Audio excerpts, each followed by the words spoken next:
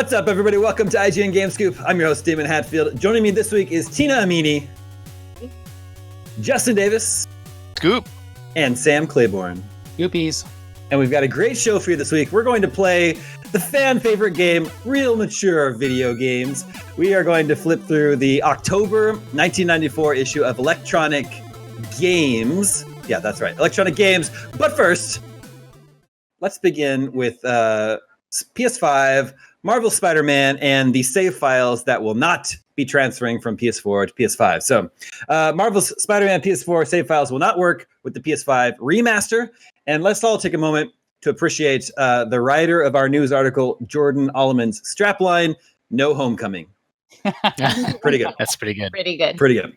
Now, if you purchase the Ultimate Edition of Spider-Man Miles Morales to get Marvel Spider-Man Remastered on PS5, you can't transfer your save from the PS4 version. So if you've already started that game, your progress is you're gonna have to start all over again. Gosh, my mind is blanking, but there's something with like Steam and Switch, like your save and progress carries over just because they're storing it in their own personal cloud. And like, it's so nice. It feels so cozy to be able to pick up a game on any screen and any platform, and all your progress is there and all your stats are there. And like, yeah, video games need to come together with some sort of consortium where they have an agreement on like save file standards, and like wherever you're playing this game, you can just take it with you from platform to platform. That's how it should be. Within its own ecosystem too. It's like PlayStation 4 to 5. Come on. I was going to make the joke, like maybe they just really know that you want an excuse to replay the whole thing from scratch. Mm-hmm. But no, like realistically, it's something that we've valued. And then when you think about like narrative games that translate over series, like one of the cool new trends over the last few years has been, okay, you have Mass Effect 1 and your choices from 1 will translate to 2, will translate to 3. So I think it's set a new precedent where people have that ownership over their games. And so even if you are going to play from scratch or do a new game plus or whatever, it's so much better to be able to replay on your own terms rather than feeling like you lost progress. Yes. Because nothing's more infuriating than that. And it's one of the reasons why Nintendo got a lot of flack over the Switch, because they didn't have cloud saving for the longest time. And that's the kind of thing that like will terrify people. Man, I have a little bit of a rant on this. You just reminded me of, Tina, that the back in the GameFAQs, era, you could go download saves for basically your GameCube or your PS2 or whatever. And like that was kind of a way people cheated, is that they would download somebody else's save. But it also meant that you could do things which you can't do with contemporary games because all saves are so controlled online, where you could like play a really cool character that somebody built in another game. Or even better, if you wanted to replay the games that I'm playing right now, the old Mario 3D games, you could download a save, put it on your system, and then like play the back half of that game. And I'm never going to see the back half of Mario Sunshine ever again. I see that first half over and over and over again, then I give up. I'd love to see the back half of that game. But like I would need to like get somebody saved to do that, or play through the whole first part again. I really like that idea of being able to play with after I beat a game, I should be able to like access any part of it. I think it's like, I was just gonna say we have an email on that very subject that we'll talk about in just a little bit. Really? First, yeah. Go ahead, Justin. Now. Okay. And I'm sorry, I'm not meaning to talk over people. I think I'm on a little delay. Sure. As long as I'm describing a video game utopia where there should be a consortium where they have save standards. Another thing I want to see is like there should be a grace period where, like, I don't know, 2 years after a game comes out, they just release the keys to that game to the consumer, and like, okay, here's your level select. Here's your God mode. Here's your whatever. Like, fly through the map. Like, spawn enemies. Do whatever you want. Like. That should be a thing. Like, make it 5 years, make it whatever you want. We're like, now here you go nuts in our game. Like, have fun with it. You bought it, you own it, and now we're gonna hand you over the keys to it, and you can go nuts. Yeah, that was so fun. In like in GoldenEye, for example, it was the best. Yeah, I love the concept of chapter selects, because occasionally you just want to like see how a different narrative choice might play out, or you just really love the boss battle and you want to replay that one section, but you don't want to have happen to make a save just beforehand. Like there are so many games where I have a zillion saves and I forget the context for half of them anyway. So cycling through to be able to play the part I want isn't the most reasonable. So love that kind of world too. But I think the argument, just to play devil's advocate, would probably be something along the lines of like, well, you have to earn that experience, and there's something to the discovery of it that's part of the overall formula, or stumbling on it yourself to give the community an opportunity to be the ones to introduce introduce those things, I think is like part of the fun. But I imagine after, a 5-year contingency, like if people just were going to discover it, it would have been by that 5-year or whatever 2-year mark or whatever else. I mean, Rockstar is famous for like saying like, we like our story and trust our narrative enough that it'll draw you in, and you can also break our game at the same time. Like, I love how from the very start, they're like, here's a bunch of cheat codes, break the crap out of it. And that's fine. Yeah. They're like, that takes bravery. And it used to be a bravery that was absolutely universal. When I started at IGN, my job was to only be our cheats editor. And every game that came out had something. It had either a cheat code or a button input system or something that you unlocked by doing something complicated. And it was just a constant churn of like cheating and breaking games. And I know mod communities have replaced that now, but it's so inaccessible. And I wish people had trust in gamers to break their own games. I think it's like my favorite thing. Yeah, on the Rockstar note, it's the only. Go ahead. I was just going to say really quick that on the Rockstar note, it's very much about they build worlds, but they also build playgrounds, and that's why they like people to go wild in it. What was that, Justin? We video games are the only medium that like don't like you can flip to the end of a book and read the last page if you want to. Like you get to the end of the Lord of the Rings and Sam's like, well, I'm back. And then you're like, okay, I guess I know how this ends. Spoiler. And like there's it is a little maybe. It's been 60 years, so I think we're all right. And like video games are the only art form and the only medium on earth that's closed off that way, that like you don't have control over how you consume it and enjoy it and like be able to skip around and redo your favorite stuff and rewatch your favorite stuff. Like you pass a section in a game and in many instances you just can't go back. Like feels bad. There's also going forward, like LA Noire does, where they let you skip over certain scenes because, like, all right, you've tried 3 times. You probably want to move on at this point, right? And that's definitely not standard at all. But I kind of loved that it gave you the option in case you did want to do the skip ahead thing to the last chapter. It's a little uncanny how closely you guys are describing this email that we got this week. So I'm going to point out, this is from Jay in Salt Lake City, and he says, there's been some discussion about how the save files for Marvel's Spider-Man on PS4 won't carry over to the remastered version. It's got me wondering about the importance that save files play and how we experience games media. If you buy a book or television series or movie, you can skip to the final chapter or jump around to whatever scenes or episodes you want. Generally, people understand it's best to experience these forms of media in sequence from beginning to end. But the only thing I can compare it to games is courseware. I'm an instructional designer, where the media experience is contained within a learning management system that tracks your progress, gives you credit as you complete or pass different parts of the learning experience, and unlocks more advanced material when prerequisites have been satisfied. Is this really the best way for games to work, though? Is there any reason game developers can't trust players to navigate their own experience, or does that break something fundamental about a game as an entertainment product? What do you all think? And if I didn't know better, I'd say you guys were snooping on the GameScoop emails. Probably not. Oh, we would never do that. That would not be the way we accomplish learning information about GameScoop ahead of time, is what I would say about that. However, I have a really relevant anecdote to this. I played the beginning of Star Wars Squadrons 3 times this week. And here's why. I played through the tutorial, and it's about 45 minutes or something, and then I paused it, and then you can just put your system into sleep mode, and it's the best thing ever. You pop back in and play. When I turned my game back on after being in sleep mode, every ship and everything was at fast forward, and there was nothing I could do about it. So I would just immediately run into a wall or get shot or whatever, but everything was like zooming around like crazy, and so I was like, oh, that was a weird glitch. So I replayed that all. And then I replayed it all and I got back to the hangar. I was like, okay, this is probably a safe place because it's not out in space where I'm fighting. And I come back to my game and every damn droid and alien in the hangar was like zipping around.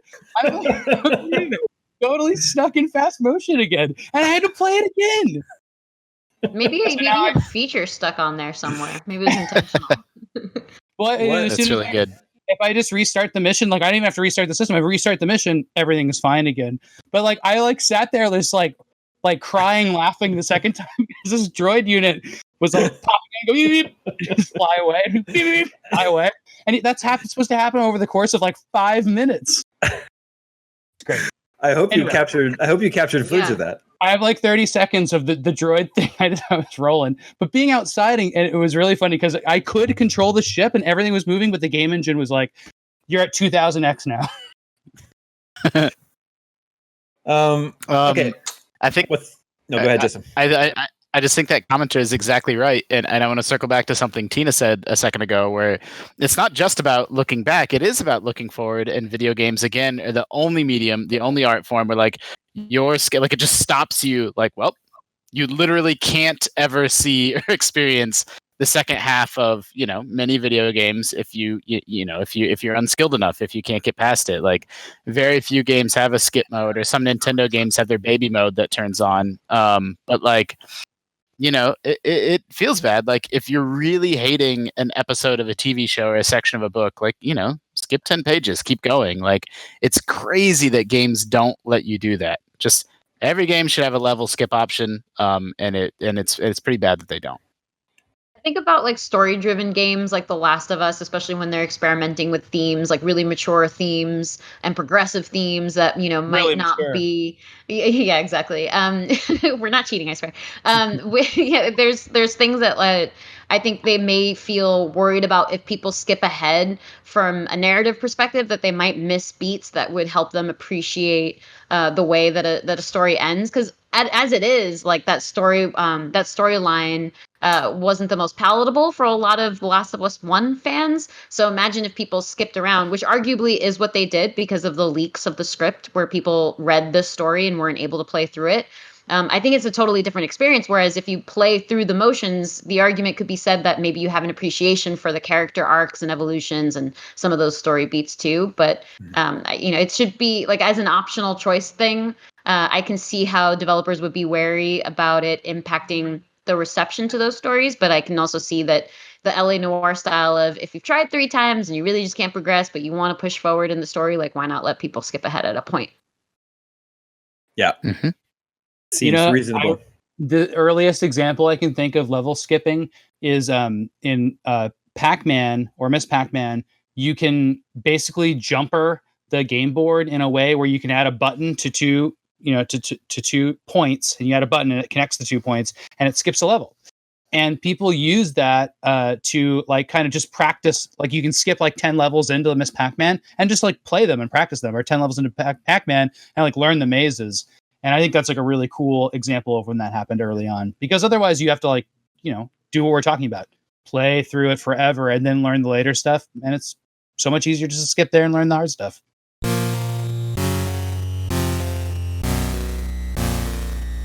Okay, moving on to real mature video games. This is the game where you're going to try to guess a game based on the ESRB description of its mature content. So what right off the bat is... Are they all real mature video games? They're all real games that are rated M for mature. And they're all games that are upcoming. That's your other hint. These are games that are on the horizon but not out yet as of today. That's a big hint. Yeah, well, okay. I'm a generous game show host. What can I say? And the way the ESRB descriptions go, they start out very specific about what this game is, and then get more general about what the mature content is. So I'll be reading these descriptions backwards, because if I read out the first sentence, it would be very obvious what these games are. Okay, there are 3 games. Round 1. Okay. The words the F word and the S word. Baldur's Gate. Game. 3. Baldur's Gate 3. What is going on this episode? Can you see my computer screen? No, this is the one thing we accidentally cheated on. And so we figured instead of just painfully sitting here and not answering anything and throwing it to Justin, because Justin wasn't around for when we accidentally cheated. We decided we'd just interrupt you. Sorry. But we saw nothing else, though. I swear, including what do you mean you saw nothing else? Then we'll go on to round 2. 3. Yeah, and don't bring up any B-roll for this, Borba, please. Okay. That's a good point. Yeah. Okay. The F word and the C word. That's not an M game. In the dialogue. The C word. Man, that's much worse than the F word. Cyberpunk. No, Remastered Devil May Cry.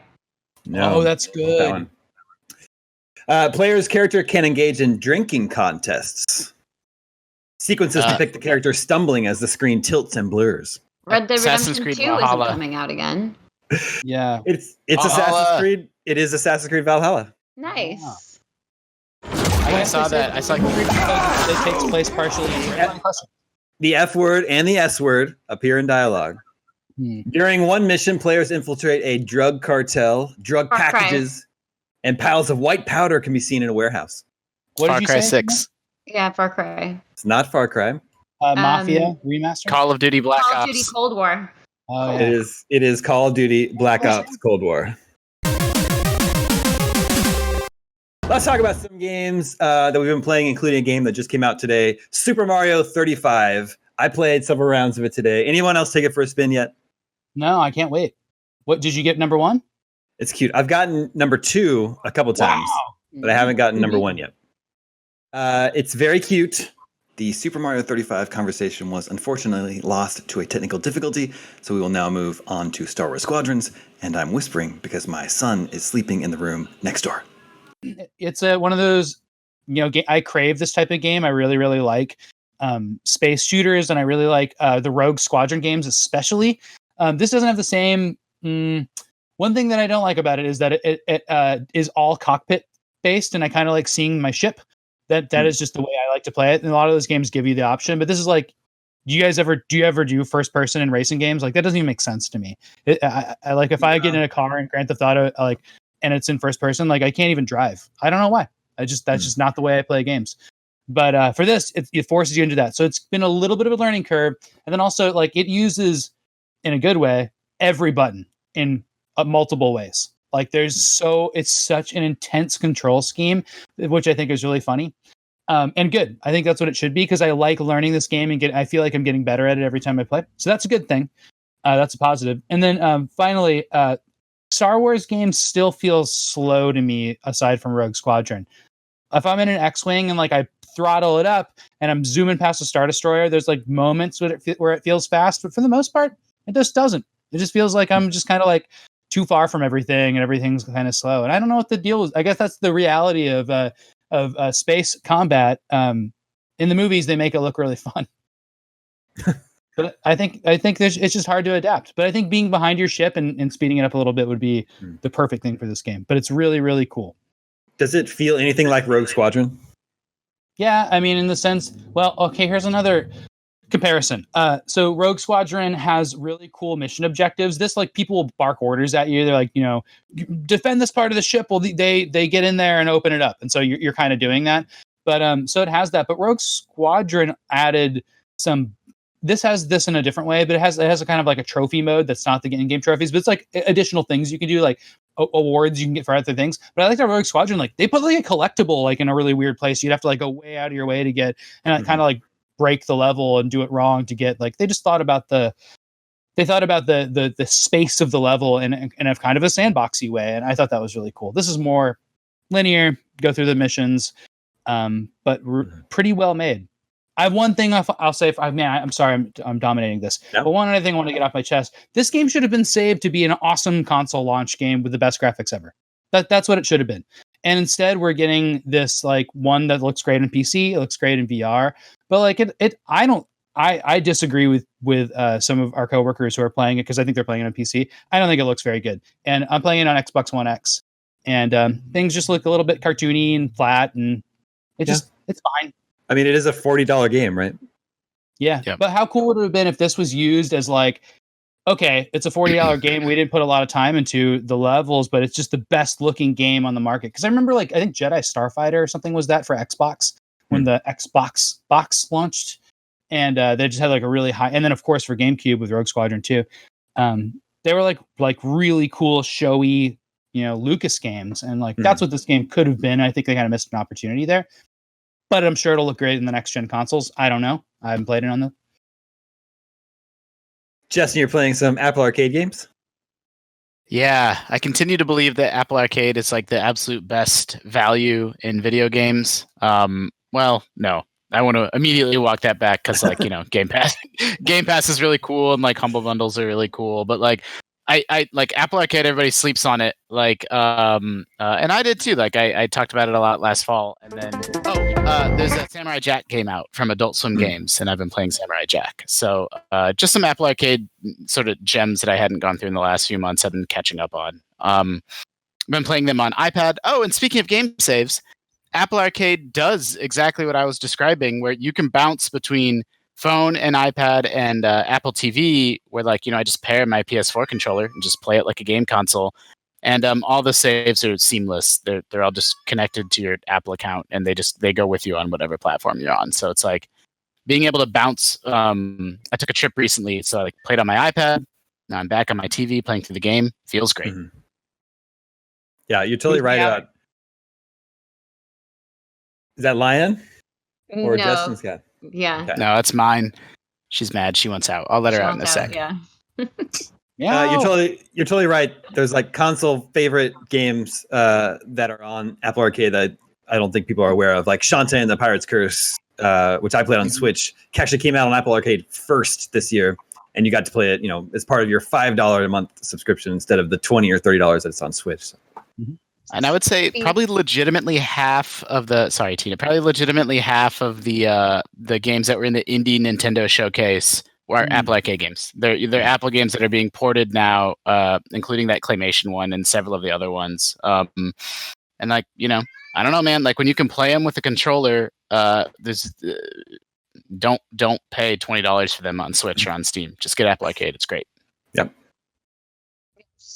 It's kind of the same concept as for TV shows or for movies that are exclusively all on right. I'm gonna let my cat out. But like Quibi has apparently a couple shows that are worth watching, but they're locked to those platforms. So if you're not, open to, getting outside of the realm of the comfort of Netflix and Hulu, it kind of limits you in that way. Mm-hmm.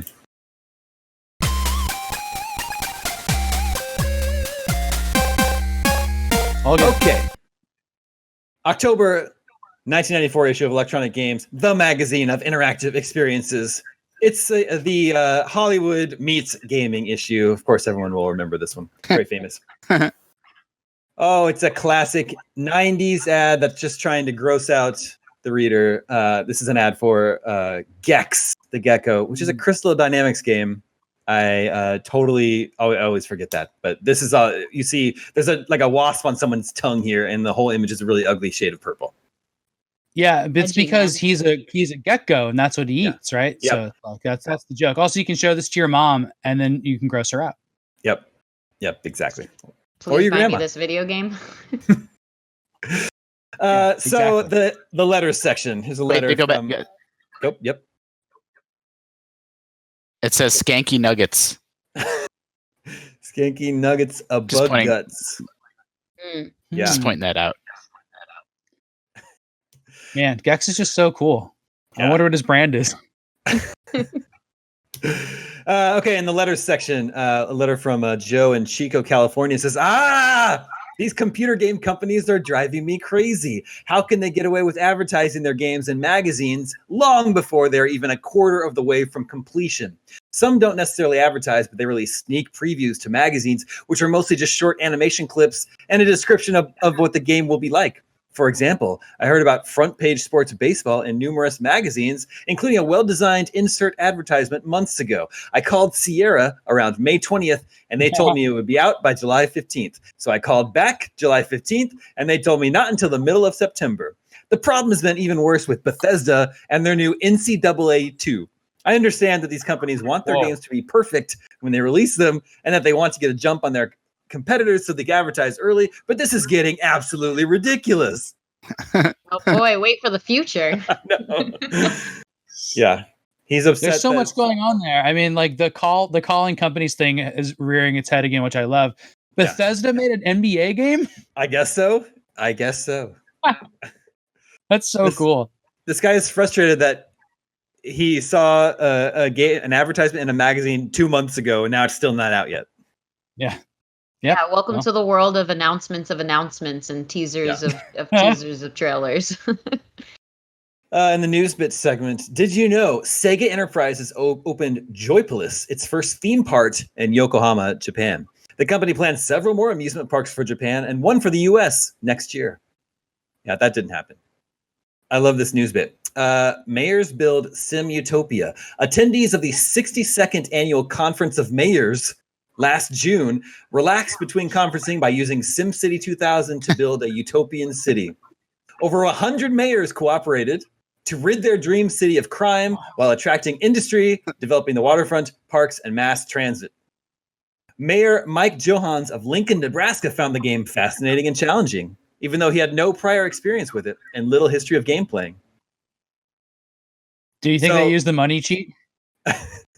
So apparently there's an annual conference of mayors, and they all played SimCity 2000 together. Yeah, they got do. drunk. That reminds me. They just made these horrible drunk cities. BuzzFeed, I want to give them a shout out. They do a really cool video series where they have someone in a real profession play a video game version of that profession. So they had like an architect building homes in The Sims and Minecraft, and it's really entertaining and fascinating to see the ways in which they can apply their profession in real ways, and the ways in which video games the skill is not transferable in any way at all.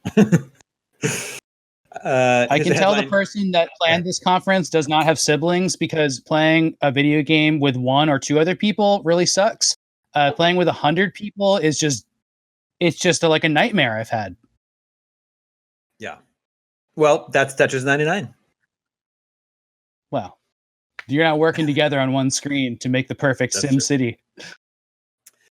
Here's a headline: Fighting games crossover. 2 popular fighting games showed up in non-electronic formats, a book and a set of action figures. Street Fighter, the storytelling game, is a 196-page softbound book in full color. Cool. I hadn't heard of that one. It is designed to be used as the basis for role-playing adventures starring fighting characters of Capcom Street Fighter games. Okay, so there is a tabletop Street Fighter. I guess so. Tyco Toys, meanwhile, introduced the Double Dragon action figure line, including Billy and Jimmy Lee, Vortex and Blaster, plus on the dark side of the coin, Shadow Master, Trigger Happy, and Sickle. I don't know. Wow. I feel like 1994 is a little after the wave of Double Dragon popularity. Yeah, for sure. Although that's probably right when the Double Dragon movie came out. Probably. Appropriately after the popularity of Double Dragon, which was like 1989. There's a whole segment on the ratings war. The third hearing on game ratings convened July 29th. So this is, after the rise of Mortal Kombat and Night Trap, when they decided that video games had just become too explicit and too violent. They're actually having real hearings, which would lead to the creation of the ESRB. Although there's the ESRB will judge software for all platforms. So it actually says, the text here, the IDSA proposes the Entertainment Software Rating Board, a freestanding organization made up of anonymous raters, to be financed by a combination of rating submission fees and IDSA contributors. The ESRB will judge software for all platforms, including cartridge-based CD, PC CD, and PC floppy disk systems. So just talking about the creation of ESRB here. Real mature video game industry. Exactly. Real mature video games. But it says it's not a law, and many retailers have said they will not carry rated products. What? That's what it says. Doesn't it mean the opposite of how things are? Yeah. I know, yeah. Yeah, exactly. I guess if you're a retailer, you're like, I'm not going to put something on this game that says adults only. I've been selling it to kids all summer. Yeah. Really hurts. That's why, right? That's what that means. I don't know. Here's an ad for a game called Slayer on 3DO. It's Advanced Dungeons and Dragons. I just like that the whole point of the ad is to show screenshots of you approaching monsters and them getting bigger on the screen. I guess that's supposed to be the selling point.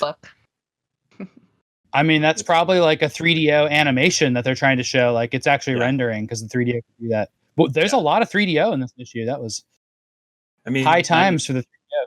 Yeah, 1994, and I think this whole magazine, Electronic Games, is all really into like multimedia. 3DO and the Philips CDI. They thought it was going to take off. Yeah. Top coin ops from August 1994. Figures courtesy of Replay magazine, based on an earnings opinion poll of operators. Sam, do you contribute to anything like this today? No, I do not. That was a serious question. The best upright videos were Revolution X, which is the Aerosmith game, Mortal Kombat 2, and Virtua Fighter. So this is just arcade operators telling what they think are the best games based on how much money they're making, right? Their earnings, yeah. Yeah, basically. Yeah, I mean, like there's no trade organization or anything like that for coin op anymore, because that industry has been devastated for so long. But also, like, I in my experience being an operator in San Francisco, I don't want other people to know what's earning well in my games, and I want to get the ones that earn well and get them in places and earn well from them. And then I don't care if other people are successful or not. That's how I build community. I love it. Best deluxe videos, and I assume these are like bigger sit-down cabinets, like the Star Wars arcade game. The best ones are Daytona USA, Ridge Racers, and Outrunners, which is from Sega. Outrunners is the only. I'm not familiar with. Oh, I guess Outrunners is Outrun, like some version of Outrun. Yeah, it had like a little seat next to you. It's like a cute Sega cabinet. I saw one in like Tahoe last time I was up there. They're still around. Yeah. Best pinball machine, Sam. Star Trek, #1 from Williams. Yeah. TNG. Table's great. Great game. Then Demolition Man. Another wide body. This is the Williams wide body era, apparently. Super pins is what they called those. Is Demolition Man the one that has there's like a gun with a trigger that you fire the ball? Yeah, both sides have. You can either play with the regular buttons or you can play with the trigger. And the trigger, actually, you get more points if you play the whole game with the big. They're like big metal triggers on top of the game. They're very silly. And #3 is World of Soccer from Midway. That's don't know that one? World Cup Soccer. We call that lovingly dog soccer. It's got a dog in that glass. Okay, it's got a dog. Okay. It has a cartoon dog, but it's like loosely soccer themed. It's pretty fun. It has a goalie, and the goalie moves back and forth like this, and you have to shoot the ball around him into the goal in the back. Lots of ramps. The top video games of July 1994. Top selling video games as compiled by Babbage's. On Super Nintendo, it was Super Street Fighter 2, FIFA International Soccer, and Stunt Race FX. I'm surprised to see Stunt Race FX in the top 3. Well, they're pushing that FX chip hard after Star Fox, and that was like basically the only game that people remember. Yeah. Yep. On Sega Genesis, it was Street Fighter 2, Hardball 94, and FIFA International Soccer. Of course, sports games did really, really well on Sega Genesis.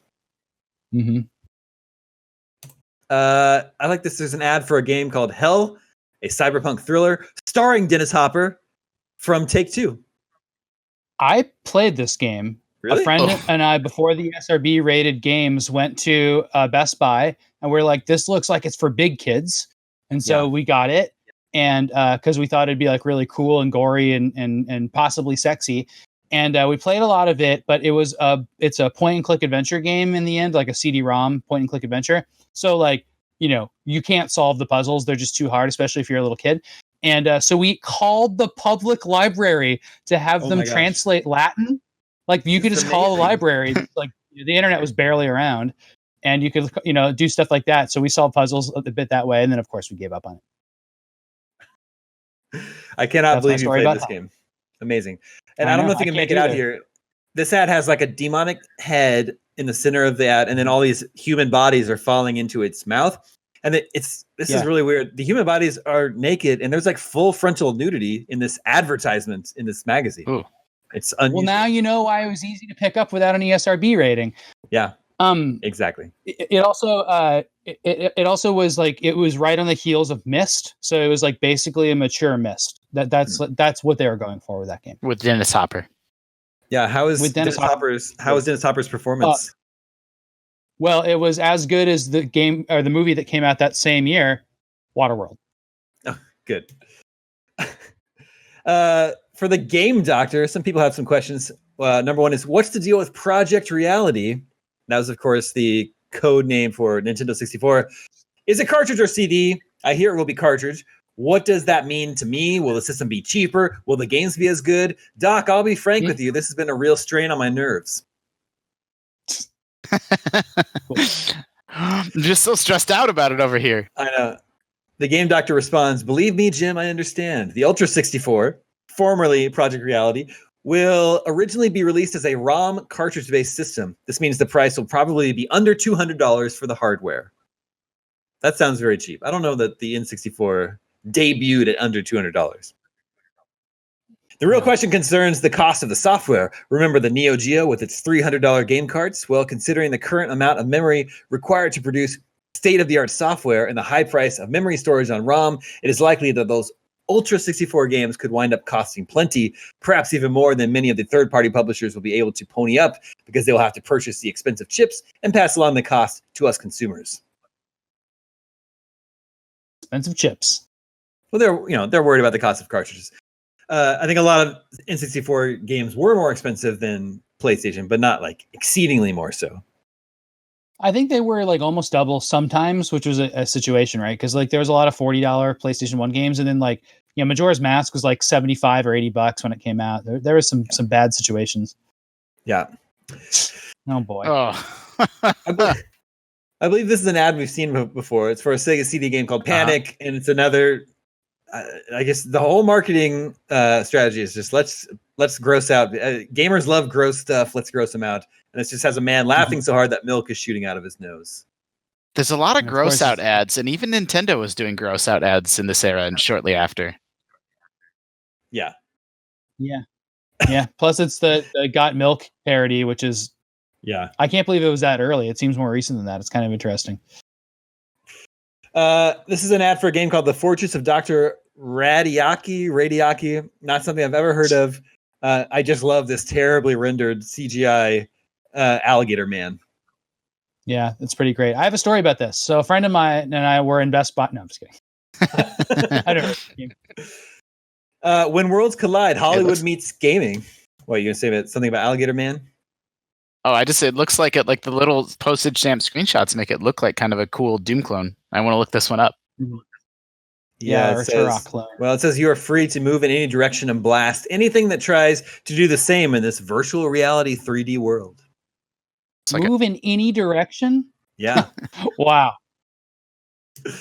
This is their big cover feature when Hollywood meets gaming. I just don't understand the design of this photo here. We have like a movie director using a film camera. It doesn't make any sense. And there's just a giant upside down Super Nintendo controller on top of it.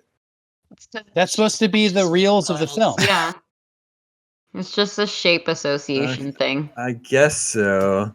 And then the camera has the big circle film reels above it. That's like I said. I think this is a perfectly cromulent ad. Okay. It's not an ad, it's a feature. Okay. Is composition. And I guess he's filming the Hollywood sign. I don't know. So that's just art. So this guy, they're like, okay, you're going to be the director of photography or the director of the movie. That's who you're going to be playing in this photo shoot. Do you want to put on like a nicer shirt or like anything like that? Nope. I'm good. I'm good in this t-shirt and backwards hat. It's probably just someone that wrote for the magazine and they just grabbed him to do this photo. Mm-hmm. The feature is actually not very interesting. We will not be diving into it. Okay. However, here's an ad for the Aura Interactor, which is the copy is very hard to read. It takes explosions, kicks, and punches off the screen and puts them in your gut. And then there's even a lot more text that's much smaller that I can't even read. But this is like the first haptic. This is a haptic feedback like vest thing that you put over your chest. It's supposed to make you feel the actions of the game. Yes, and it's a rumble pack for yourself, for your body. Yeah, and I think it's cool. How did it know? Like, how did it know when to rumble? Like, it wasn't getting data back from the game using sound, maybe. Yeah, sound. I think. Yeah, it takes the bass track of the game and kind of does it that way. The only encounter I had with this was in a thrift store, and it was in the box. And one of my deepest regrets is not buying that and bringing it to the IGN office. Mm-hmm.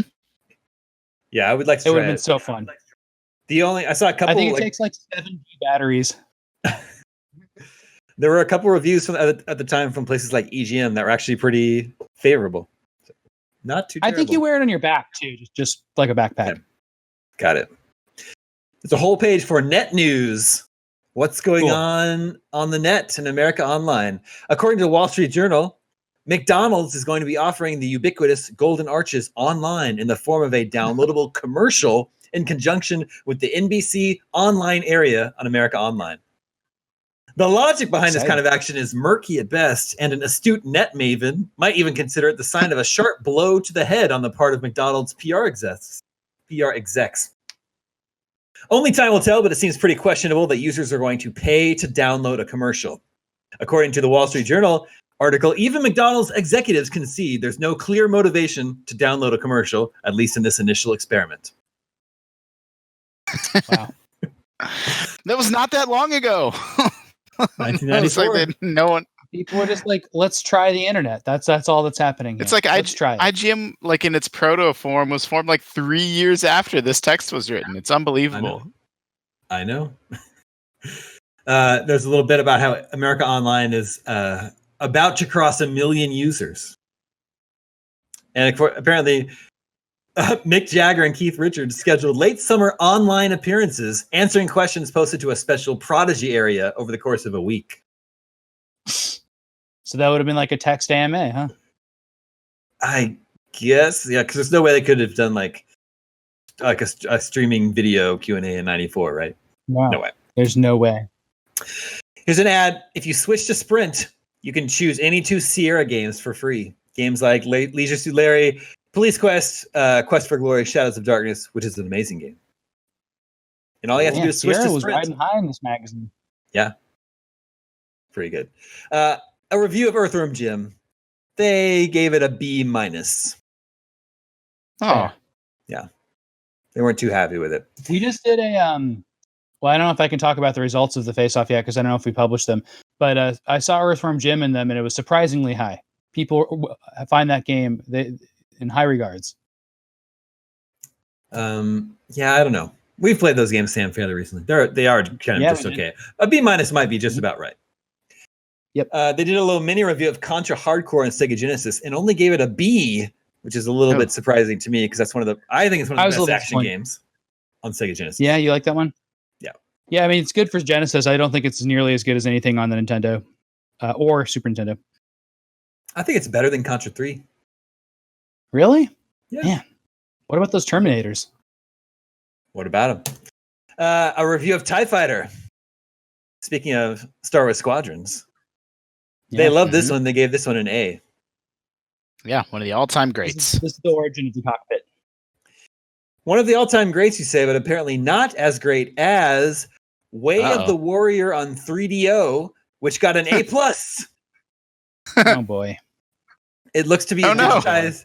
It looks to be a digitized fighting game, a ripoff of Mortal Kombat, and it got an A+. A monumental achievement in mega violence, and is also one of the most viscerally exciting games of the year. The moral minority may claim that this Naughty Dog is barking up the wrong tree. Yes, it's a Naughty Dog game. But action gamers everywhere are bound to go out on a limb with them over Way of the Warrior. Wow. That is a deep cut, and I don't know about it, and I'm really happy it's Naughty Dog. Which is also surprising, because they gave Mortal Kombat on Sega CD a D. Maybe there's something wrong with the port or something like that, but still. It says fans of badly digitized TV commercials and gamers too lazy to enter in their Mortal Kombat blood codes may think this new edition is hot stuff, but the rest of the Sega world should be asking some hard questions about the wisdom of waiting for Sega CD editions of pre-existing cartridge games. Mm-hmm. Sure. Yeah, not a great upgrade from the cartridge. This is an ad for ESPN Baseball Tonight on Sega CD. And can you see the centermost screenshot? Yeah. Is it? Yes. That?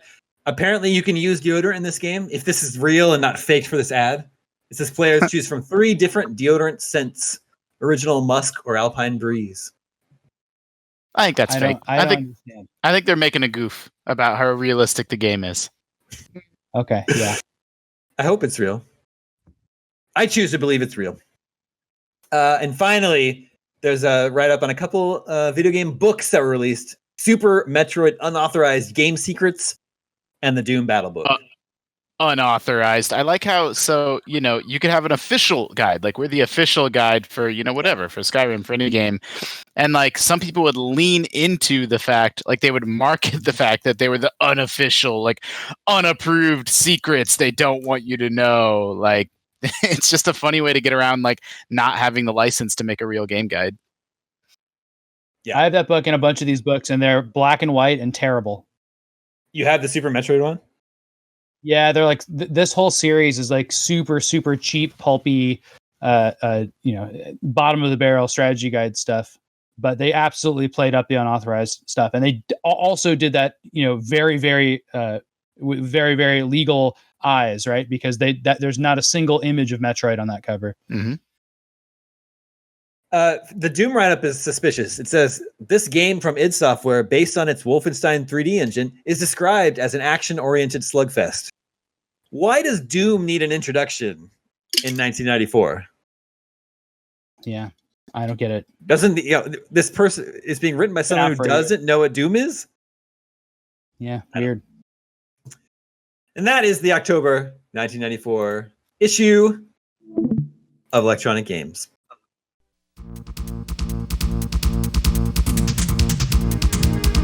Oh, and there's one. Okay, our 20 questions suggestion this week comes from Clint Chico. And before we get to his suggestion, he has a question. It says, longtime listener and OG gamer, my first home console game was Combat for the Atari 2600. Yes, I'm that old. I say that to give my question a little context. I assume a great many listeners use streaming services like Xbox Game Pass to try out new games before buying. Clarification, Game Pass isn't a streaming service. But do you hear from anyone who still rents games, or am I single-handedly keeping services like GameFly up and running? The reason I prefer renting over something like Game Pass is that my multi-family household has an Xbox One, a PS4, and 2 Switches. By renting, I can try out games for different systems, see if they're worth a purchase, or just something to play around with for a week or so and return.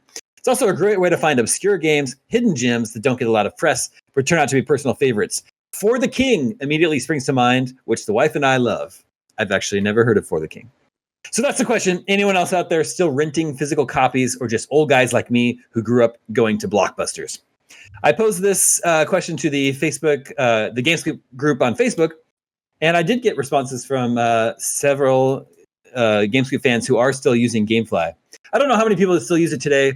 They reported 1 million users in 2015. I imagine that's probably dropped since then, but it is still up and running. Enough people must still be using it. It's like $16 a month. I think that justification's really good. That's how I used to rent games. I just try everything, and not everything is on streaming services. That's just not the way that streaming services work, or that subscription services work. Yeah, I think GameFly has a lot more options. I subscribed to GameFly for many years and really liked it, and I kind of didn't dawn on me right now that I think I only unsubscribed when I started working in this business professionally. And I still buy plenty of video games. I'm buying games constantly, but we also get them through our job. And so then once I sort of had access to Steam and things of that nature, and am able to sort of have the familiarity with games I need, then I didn't need to rent them anymore. But it's a really, really excellent option that, hopefully it sticks around. Like it's definitely on the ropes. I know that you can a lot of libraries have video games that you can check out. Mm-hmm. It's another option. That's super cool. In the IGN office. We do have a game library that's not available to our listeners of this show. Yeah, not even us technically. We should. I should look at what the San Francisco Public Library has game wise these days. I've never looked into that. Their movie selection is unbelievably good, and TV and everything. So that's good. Awesome. It is really good. Does anyone remember the last game that they rented? Yeah. Well, it would have been Nintendo 64 games. I remember renting Castlevania 64 for sure. Wow. I probably rented. I remember renting. I remember because. Go ahead. I was just gonna say I probably rented my last game around the time the 1994 October issue of Electronic Games came out. Yeah, probably. Yeah, I have floating around in my house. I have a copy of The Godfather for Xbox 360 from GameFly, and I guess I canceled my GameFly, or I don't know exactly what happened, but it never got returned. So I have it and own it, and so clearly, like that, I guess that was the last one or one of the last ones. I mean, that would have been. The game's good. I would have been 2007 or 2008, around there. Yeah. That's pretty funny. Okay, Clint Chico also provides us with our 20 questions game, and he has some hints for you. He says, I consider this a hard mode game, maybe even boss mode, because I've never heard it mentioned on the show. Never, not once. I will provide my own commentary on that. I'm not sure that's true. So consider all that. Aren't we doing hard? He also says it's my favorite game of all time. His Clint's favorite. Okay. So with That's a all good that clue, said, though. let the questioning begin. But does Clint have good taste? Now that's what we need to suss out. Well, you need to know what that Kings game is. Is this a licensed game? No. Is this part of Or a bound. franchise? Yes, it is part of a franchise.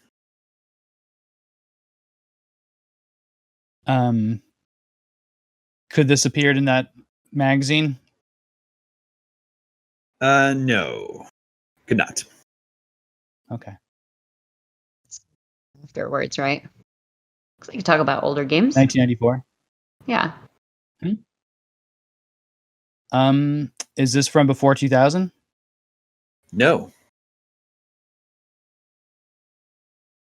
Is this particular title show up on this current generation? What? Wait, sorry. Can you? Is it on this current generation? No, Okay. it's not. That's 5. Was this a platform exclusive?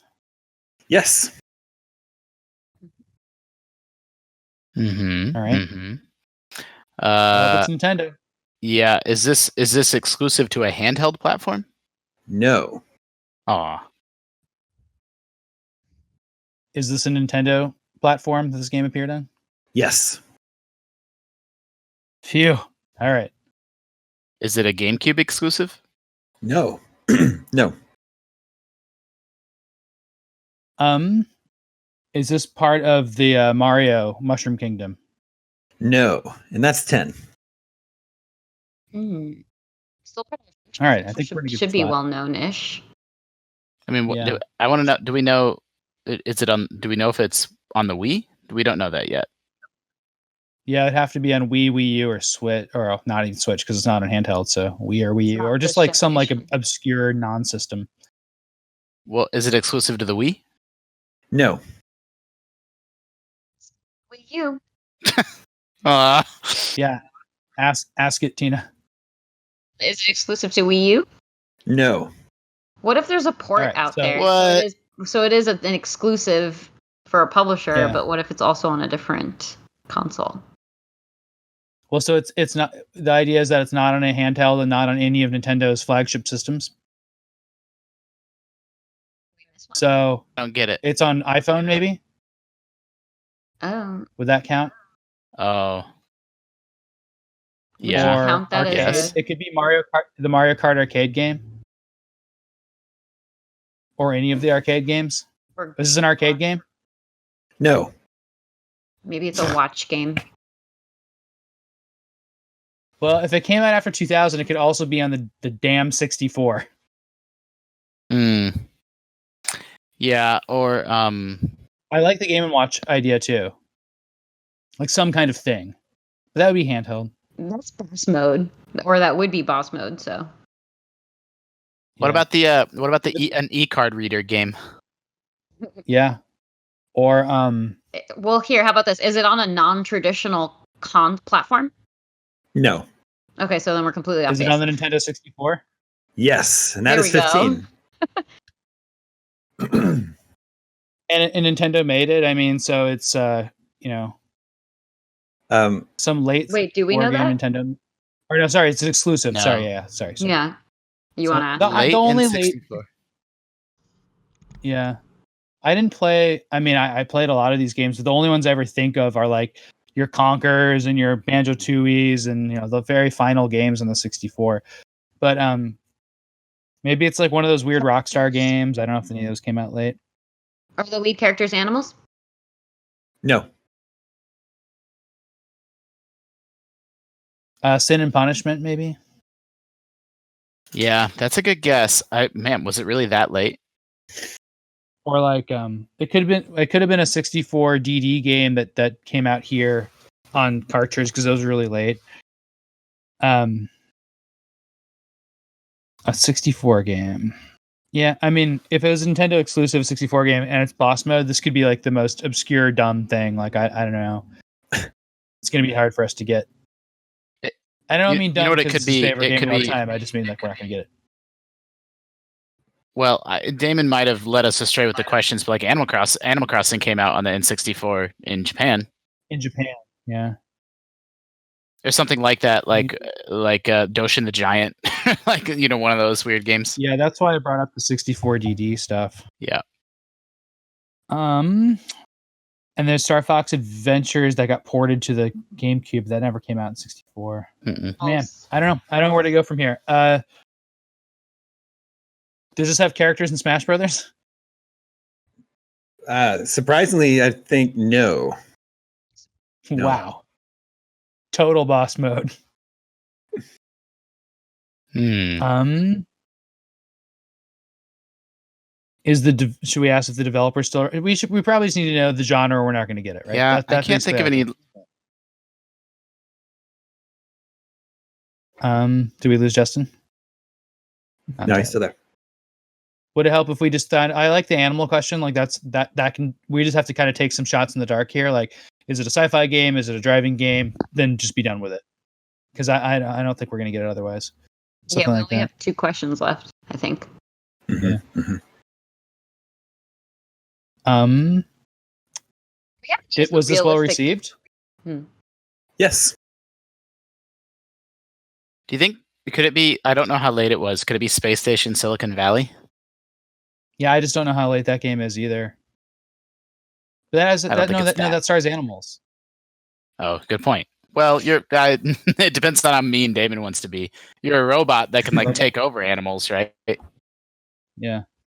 Well, I said lead characters, not necessarily protagonists, so that still counts. Yeah. It could be like an Excite Bike 64 type situation or something weird like that. Wave races, are any of those come out? It's part of a franchise. I like Excite Bike 64. I don't know when it came out, but I think that was pretty late. Mm-hmm. And then there's the Turok sequels. There were Turok sequels. They were pretty late, some of them. So should we just say, have we mentioned this game and then end it? Yeah. Have we mentioned the game yet?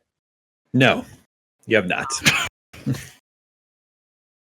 We did our best. I'm out of my Nintendo 64 library once I get to 2000. It's very, very limited. What was that weird N64 game where it had these cubey graphics, and then it was all like it was like an ecosystem of like animals eating other animals? I don't know. Mm-hmm. I can't think of it. It might never come out. I think we should make the guess at just bust a move or something like that. Shall I reveal the game? Sure. Released in 2000, in the year 2000.